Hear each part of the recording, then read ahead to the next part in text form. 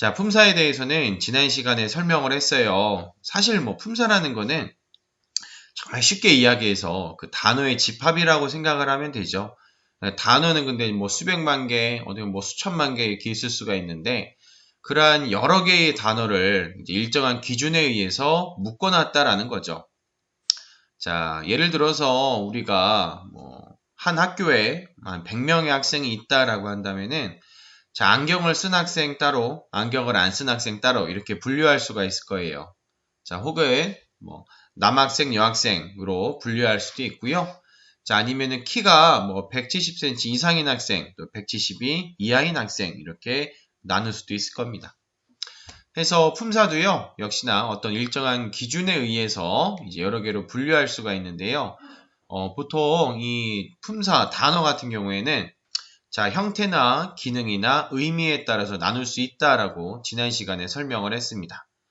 자, 형태 같은 경우에는 단어가 이제 어떤 일정한 어떤 환경에 따라서 그 형태가 변할 수 있느냐 혹은 변하지 못하느냐에 따라서 가변어와 불변어로 나눌 수 있다라고 우리가 설명을 했죠. 그래서 먹다 같은 경우에는 먹고, 먹으니, 먹어서, 먹니 이런 식으로 형태가 변화가 된다고 했어요. 그런데 하늘 혹은 뭐 가을 아니면 뭐 책상, 침대 이러한 단어들은요.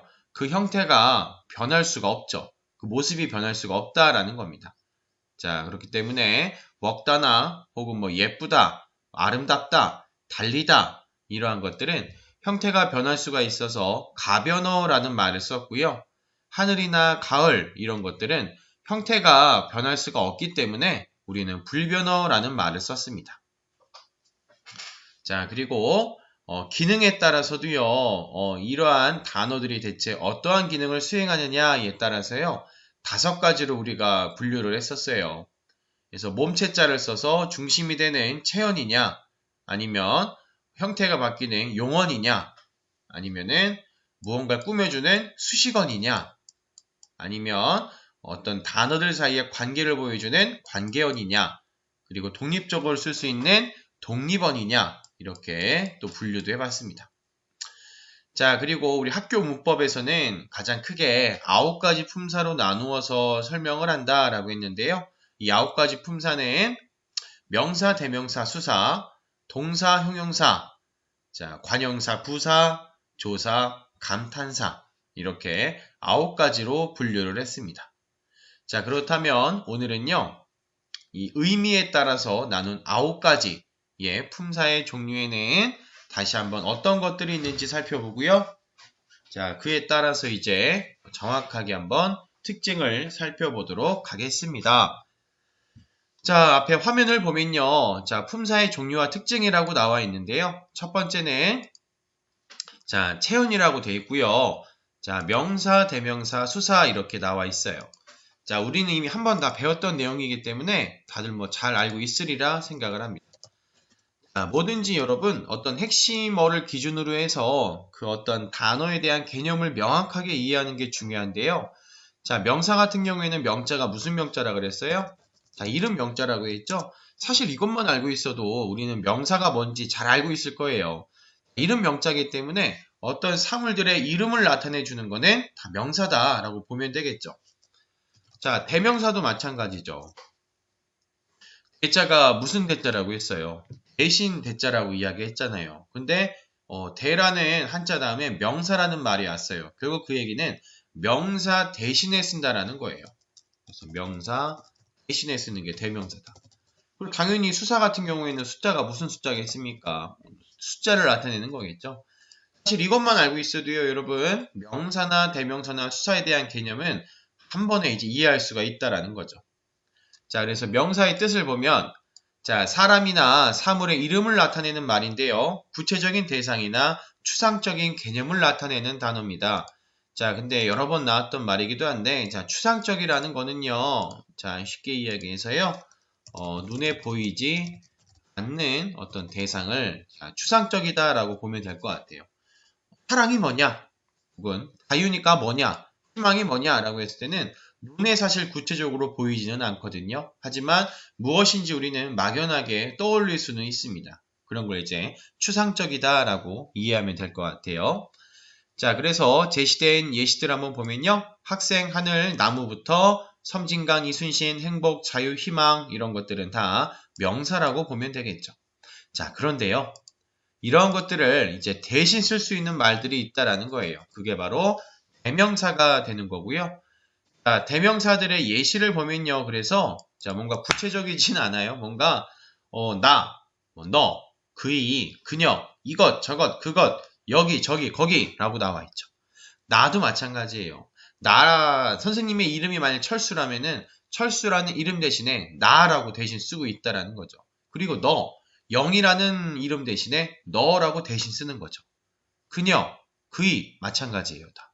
그리고 이것, 저것, 그것인데요.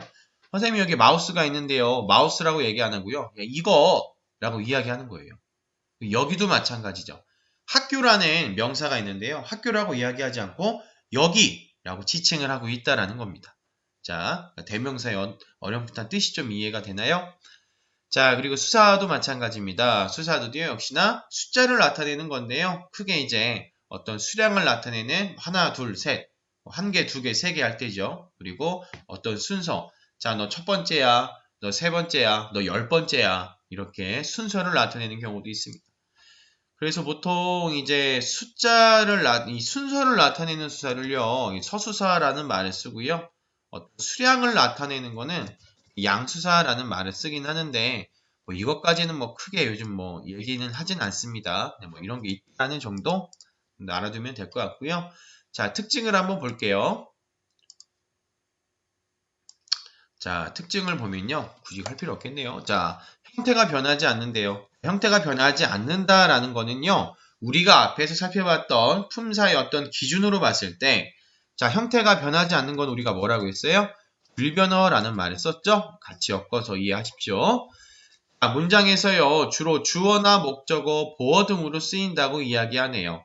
자, 하지만 우리들은 지금 문장 성분에 대해서는 배우지 않았기 때문에 아직 주어나 목적어, 보어에 대한 명확한 개념은 아직 알지는 못해요. 이건 이제 2학년 때 올라가서 배우게 되는 내용인데요. 자, 어떤 주어, 목적어, 보어 이런 것들은 나중에 같이 엮어서 설명을 하는 게 훨씬 더 이해가 잘 될 것 같습니다. 자, 세 번째 특징은요. 자, 조사와 결합하여 쓰이거나 홀로 쓰인다라는 거예요. 자, 이건 대체 무슨 소리냐?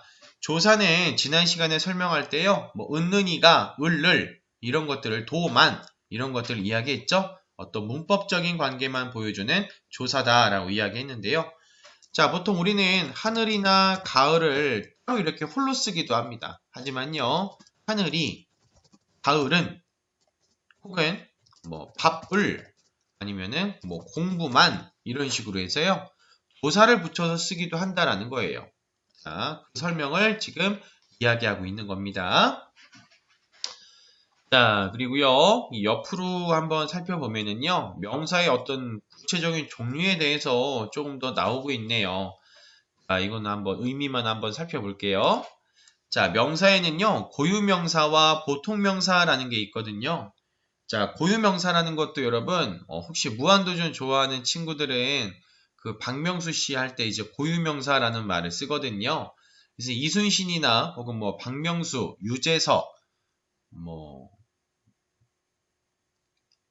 요즘 한창 뉴스에서 이야기 나오고 있는 최순실, 이런 것들.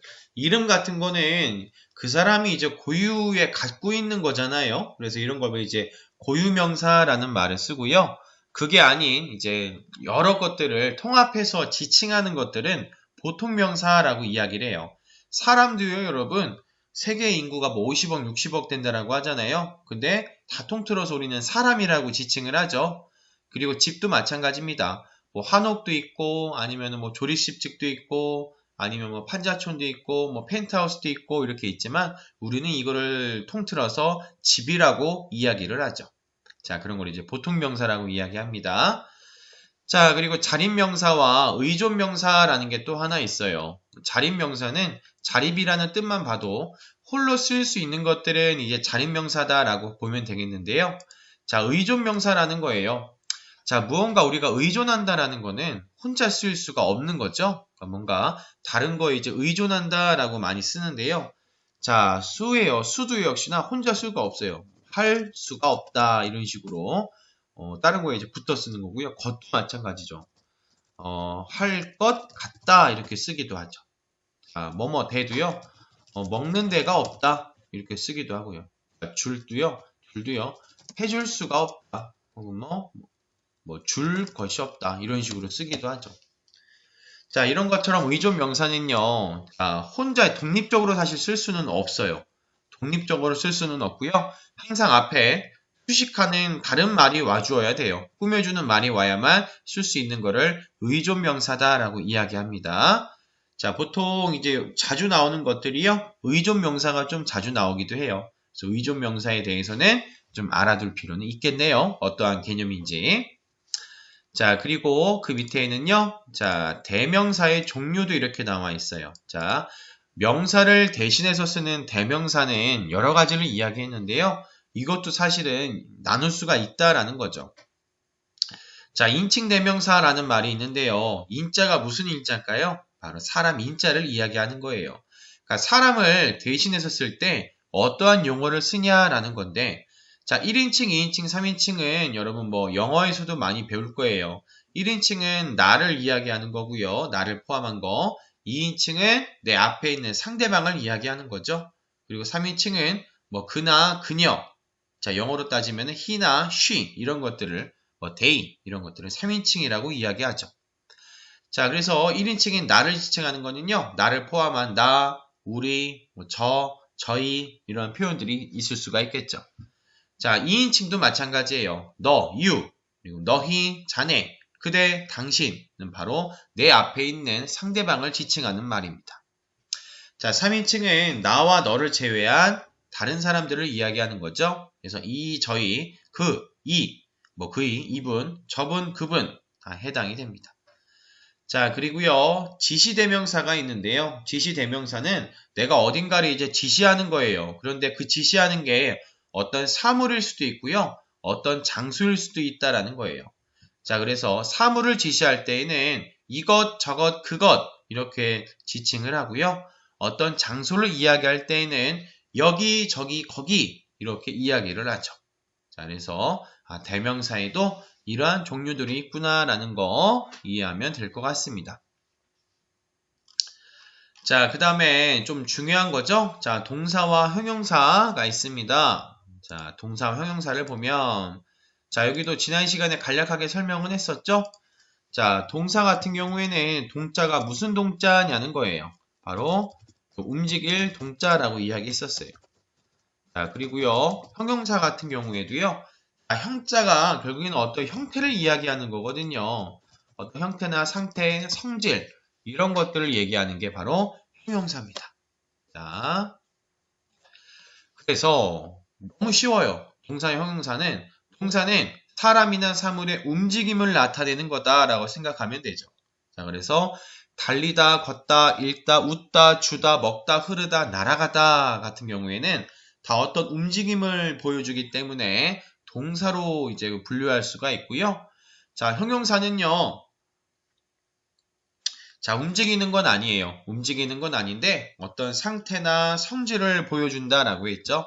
그래서 예쁘다, 기쁘다, 슬프다, 길다, 크다, 작다, 짜다, 따뜻하다 이렇게 이야기를 합니다. 자, 그런데요, 여러분, 우리가 좀 자세히 알아둬야 될 부분은 바로 용언의 특징입니다. 자, 이 용언, 동사나 형용사를 묶어서 용언이라고 하는데 이 용언의 특징이 어떤 것들이 있냐? 자, 가장 중요한 뭐가 있냐면요. 바로 문장에서 쓰일 때 형태가 변한다라는 거예요. 자, 요게 사실은 제일 중요한데요. 이걸 이제 다른 말로 활용이라는 말을 씁니다. 활용. 자, 그럼 형태가 변한다라는 게 대체 무슨 뜻인가요? 자, 요 밑에 보면 문장에서 용언의 형태가 상황에 따라 다양하게 변하는 걸 이제 활용이라고 지금 설명을 해놨는데 활용을 할 때 변하지 않는 부분을 어간, 변하는 부분을 어미라고 이야기를 한대요. 자, 이게 무슨 소리냐? 자, 먹다라는 게 있어요. 여기 예시를 들었는데 자, 우선 설명보다는 이 예시를 한번 볼게요. 먹다를 다양하게 이제 형태를 바꿔보면요. 먹으니, 먹어서, 먹고, 먹니 이렇게 바뀔 수가 있어요, 여러분. 근데 자, 변하지 않는 부분이 어디라는 거예요? 자, 변하지 않는 부분 어디예요? 부분밖에 없죠. 이러한 것들을 이제 어간이라고 이야기를 하는 거예요. 그런데 바뀌는 부분들은 이제 어미라는 말을 쓴다는 것 뿐입니다.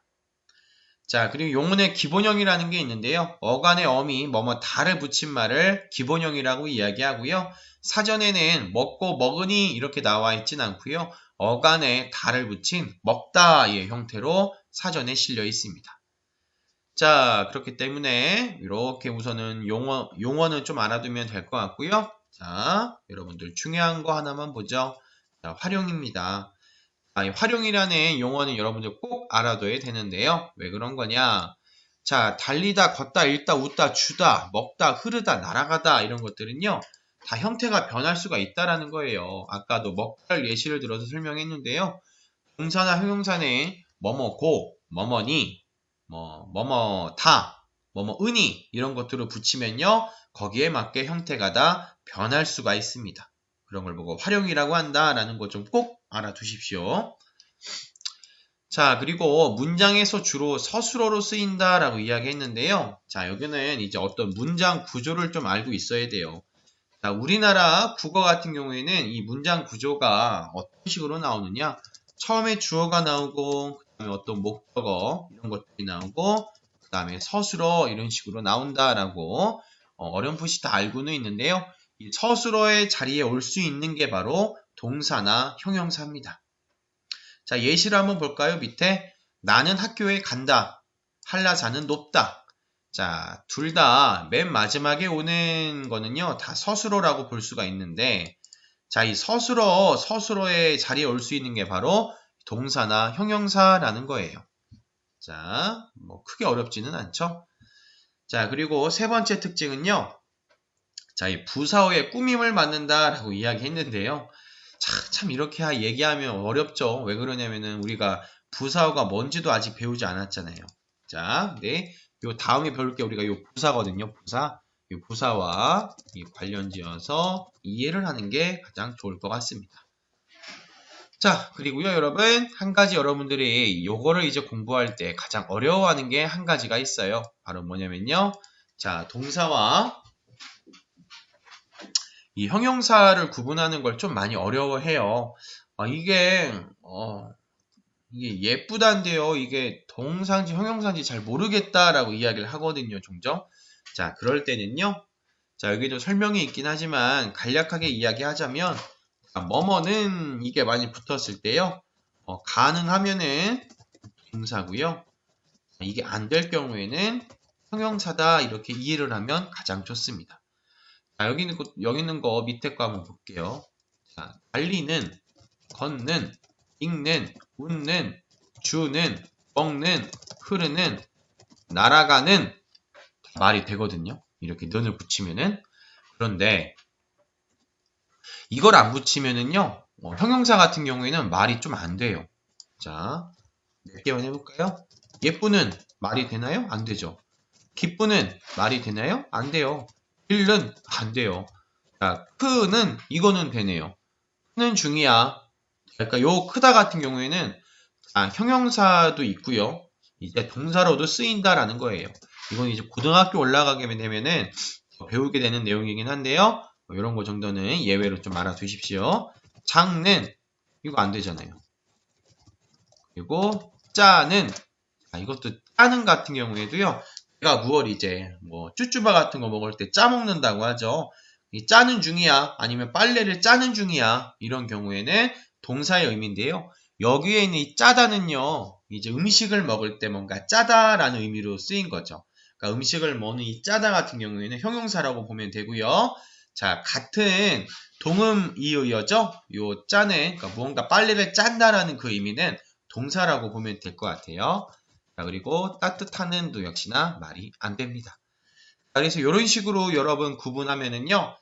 이럴 때는 동사구나, 또 저럴 때는 형용사구나 라고 이해를 할 수가 있겠습니다.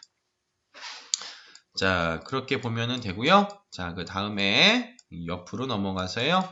이 동사와 형용사 구분하는 건요, 여러분. 자주 나오는 것 중에 하나예요. 시험에서도 자주 나오고요.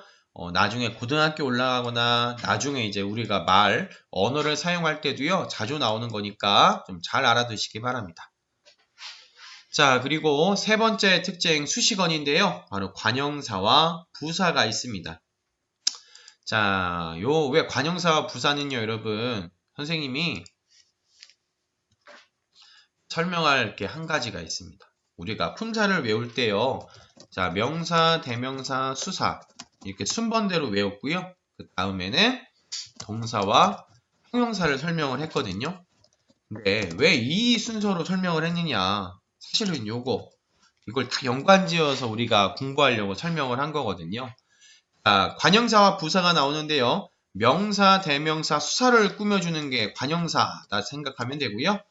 또 동사와 형용사를 꾸며준다라고 생각하는 거는 이 부사라고 생각하면은 이해하기가 참 쉽습니다. 그래서 순서대로 이제 설명을 한 거고요. 순서대로 외울 필요도 있어요, 여러분. 자, 관형사 설명 한번 볼까요? 자, 체연 앞에 놓여서요. 그 말을 꾸며주는 단어예요. 자, 그렇기 때문에 우리가 앞에서 배웠던 명사나 대명사, 수사의 예를 한번 볼게요. 하늘이에요, 여러분. 자, 그런데 이 앞에 새 하늘이다 라고 한다면 새 하늘이 열리고 이렇게 말도 쓸 수도 있죠. 그리고 자, 칠판입니다.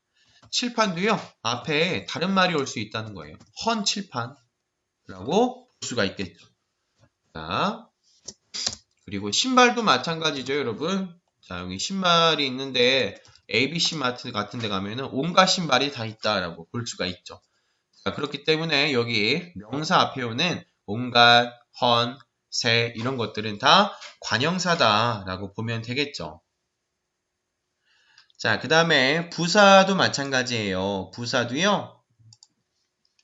자, 먹다라는 동사가 있었는데 보통 이 앞에 우리가 어떤 말을 쓰나요? 빨리 먹다. 그래서 뭔가 빨리 먹다라고 쓰기도 한단 말이에요. 자, 그리고 그 다음에 형용사 중에 하나 써볼까요? 예쁘다라는 게 있어요. 진짜 예쁘다. 이렇게 많이 쓰죠. 이 앞에 오는 진짜라는 말이요. 결국에는 부사라는 거예요. 자, 좀 이제 분류가 되나요, 여러분? 관형사는 쉽게 이야기해서 명사나 대명사, 수사 꾸며주는 게 관형사고요. 부사는 이제 동사나 형용사를 꾸며주는 게 부사입니다. 자, 특징 한번 볼게요.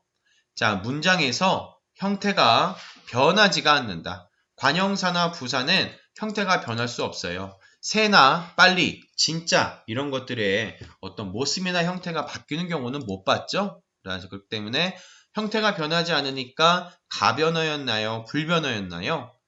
자, 아니 불자를 써서 이제 불변어라고 보면 되겠죠? 앞에서 이야기했듯이. 자, 문장에서요, 다른 말을 꾸며주는 역할을 해요. 꾸며주기 때문에 보통 수식한다라는 말을 씁니다. 이제 수식한다라는 게요, 의미 자체가 뭔가 꾸며준다라는 뜻을 가지고 있거든요. 자, 그리고 꾸밈을 받는 말 앞에 놓여요. 자, 새 하늘이 열린다인데요. 하늘이 새 열린다 이렇게 쓰이진 않죠. 그래서 보통 꾸며주는 게 있을 경우에는 그 앞에 오는 경우가 있습니다. 자, 네 번째 특징은요. 부사는 다른 부사나 관형사 혹은 문장 전체를 꾸며주기도 한대요. 자, 그래서 요게 좀 제일 중요하기는 해요. 이게 좀 자주 나오는 거기도 한데요. 자, 관형사 같은 경우에는 오로지 체온만 꾸며줍니다. 명사나 대명사, 수사만 꾸며주는데요. 부사는 좀 특이해요, 여러분. 부사는 좀 특별해서요. 대부분 다 꾸며줄 수가 있습니다. 그게 좀 이제 중요한 특징이기도 한데요. 예를 보면 그는 매우 빨리 달린다라는 문장이 있습니다. 그런데 자, 이 매우 달린다가 아니죠. 매우 빨리라는 거죠. 그리고 빨리는 또 달린다를 꾸며줘요. 자, 그래서요.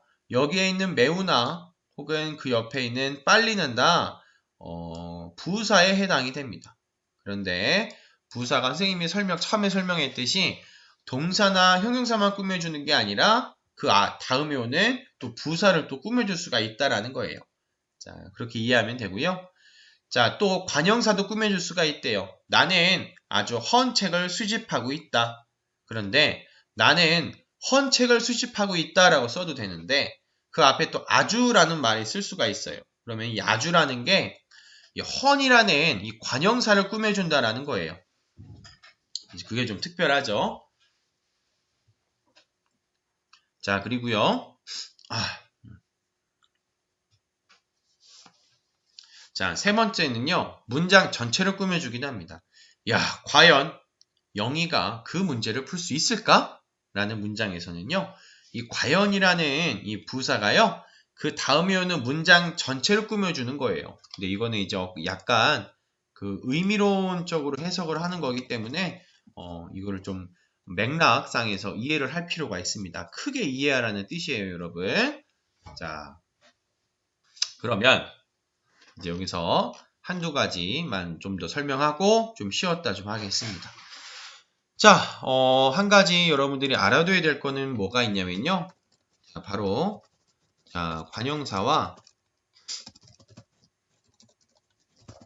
부사를 분별할 때, 그러니까 나눌 때, 어쩔 땐 이게 관형사 같기도 하고, 어쩔 때는 부사 같기도 하단 말이죠. 자, 이게 할 때는요, 관형사는 위치 변경이 불가능해요. 그런데 부사는 위치 변경이 가능한 경우가 있습니다. 이걸로 사실은 판별해도 어느 정도 대략적으로 이제 구분이 되거든요. 자, 예시를 한번 찾아볼까요? 그러면 여기 자판이. 자, 철수는 새 책을 샀다예요. 여기서 관형사는 새입니다. 근데 이 새가 위치 변경이 가능한가요? 철수는 책을 샀다. 철수는 책을 새에 샀다. 이건 말이 안 돼요. 그러니까 새인 관형사는 위치 변경이 안 되거든요. 자, 그런데 빨리 밥을 빨리 먹다. 이 문장에서요. 빨리가 부사거든요. 빨리가. 먹다. 이 먹다라는 이 동사를 꾸며주기 때문에 부사라고 볼 수가 있어요. 그런데 위치를 한번 바꿔볼게요. 빨리 밥을 먹다. 말이 되나요? 안 되나요? 말이 되죠, 여러분? 이런 것처럼 부사 같은 경우에는 위치 변경이 조금 자유롭기 때문에 이렇게 좀 왔다 갔다 할 수가 있어요. 그렇기 때문에 이게 관형사인가 이게 부사인가 약간 헷갈릴 때에는 위치를 여러분들이 약간 바꿔보는 것도 하나의 이제 방법이 될 수가 있다라는 거 알아두시기 바랍니다. 사실 좀 유용한 팁이 될 수가 있어요. 왜 그러냐면은 이제 나중에 시험 공부할 때나 혹은 이제 실제 나눠봤을 때 이게 관형사인지 부사인지 헷갈릴 경우가 많이 있거든요. 그럴 때는 이렇게 한번 나눠 보십시오. 자, 그리고 한 가지 더 중요한 게 있는데요. 요 옆에 있는 관형사와 대명사 혹은 수사와 구별하는 건데요. 요 부분은 이제 좀 쉬었다가 다음 시간에 설명하고요. 관형사의 종류는요. 그냥 이따가 한번 말로만 살펴보도록 하겠습니다. 자, 그러면은 조금만 쉬었다가 이어서 설명하도록 할게요.